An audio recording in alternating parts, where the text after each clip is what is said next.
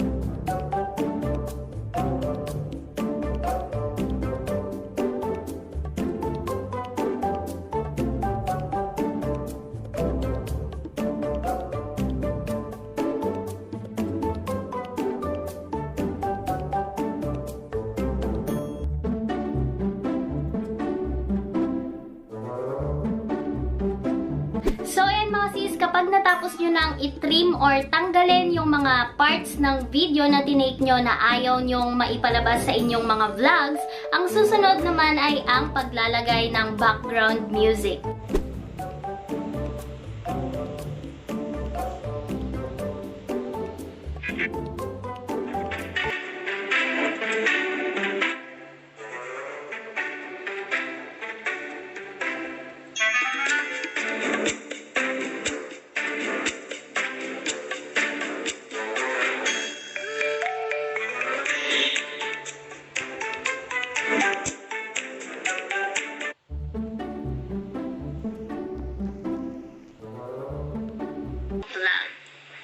So, yun mga sis.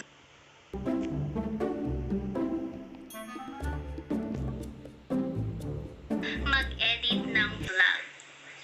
So, yun mga sis.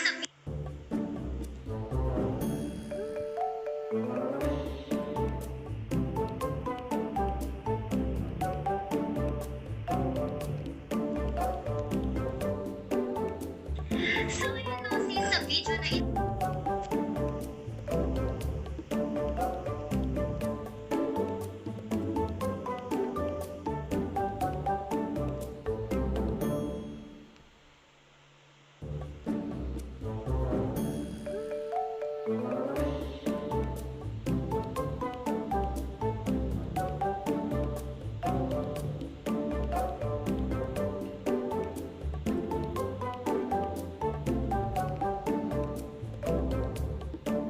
Edit ng vlog. So, yun mga sis, sa video na ito, malalaman nyo kung paano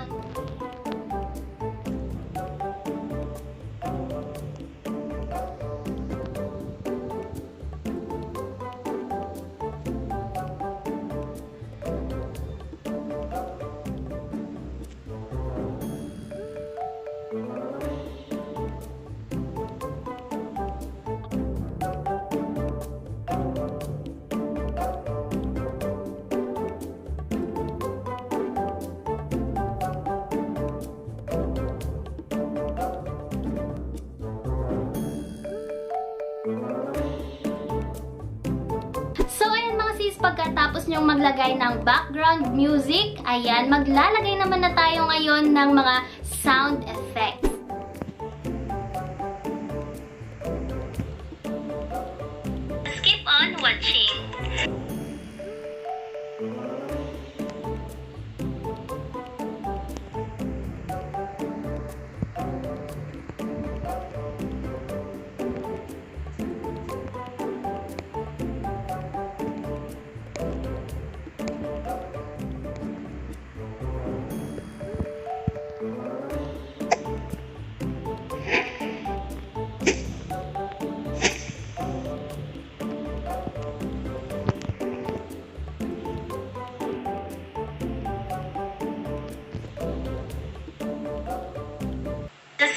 on watching. So ayun mga sis, para ang pinakaunang-una dapat natin na gawin ay tanggalin ang mga nagawa nating pagkakamali sa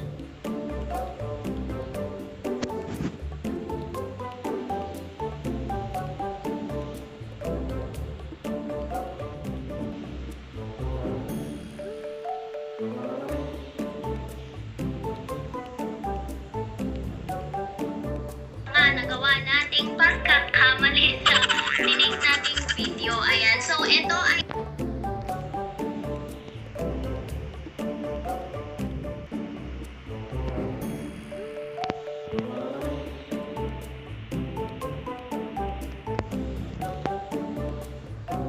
pagkakamali sa tinig nating video. Ayan. So, ito ay ang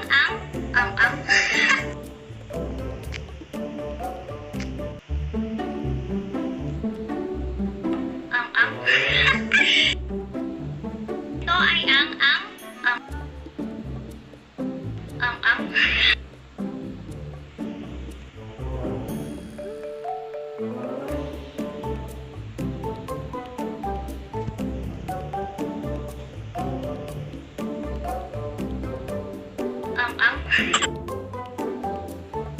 ito ay ang so ito ay ang